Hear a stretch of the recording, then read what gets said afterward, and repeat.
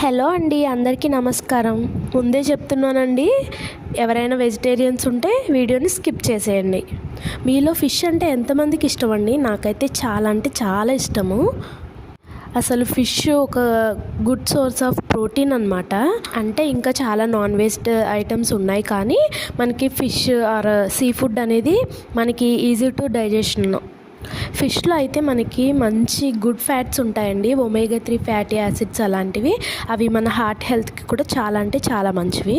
మనకి చేపల్లో చాలా రకాలు ఉంటాయండి. అందులో మనకి సాల్మన్, ట్యూనా ఇలా కొన్ని ఫిషెస్లో అయితే ఒమేగా 3 ఫ్యాటీ యాసిడ్స్ ఇంకా ఎక్కువ లెవెల్స్లో ఉంటాయంట.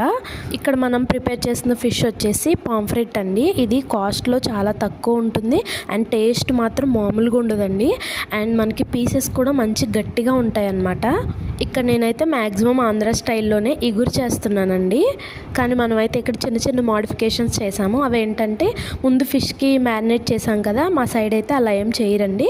నెక్స్ట్ వచ్చేసి ఇక్కడ నేను టమాటాలు మిక్సీ పట్టి వేస్తున్నాను, ఎందుకంటే మా హస్బెండ్కి కొంచెం గ్రేవీగా ఉండాలన్నమాట. సో టమాటాస్ కూడా వేసాను. అటు సైడ్ టమాటాస్ కూడా వేయండి. మిగతాదంతా కూడా సేమ్ టు సేమ్.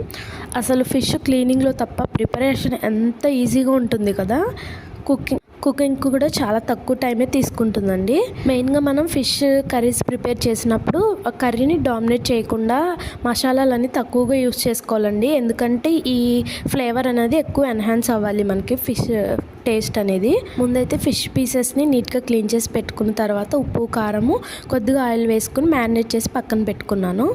ఆ తర్వాత సింపుల్ మసాలా అండి, ధనియాలు, జీలకర్ర, వెల్లుల్లి, కొంచెం అల్లం ముక్క వేసుకుని గ్రైండ్ చేసిన తర్వాత అందులోనే ఒక 2 ఆనియన్స్ అయితే గ్రైండ్ చేసుకున్నానండి. గ్రేవీ ఎక్కువ కావాలి కాబట్టి మీరు ఒక్కటి కూడా వేసుకోవచ్చు, మీకు గ్రేవీ అంత అవసరం లేకపోతే.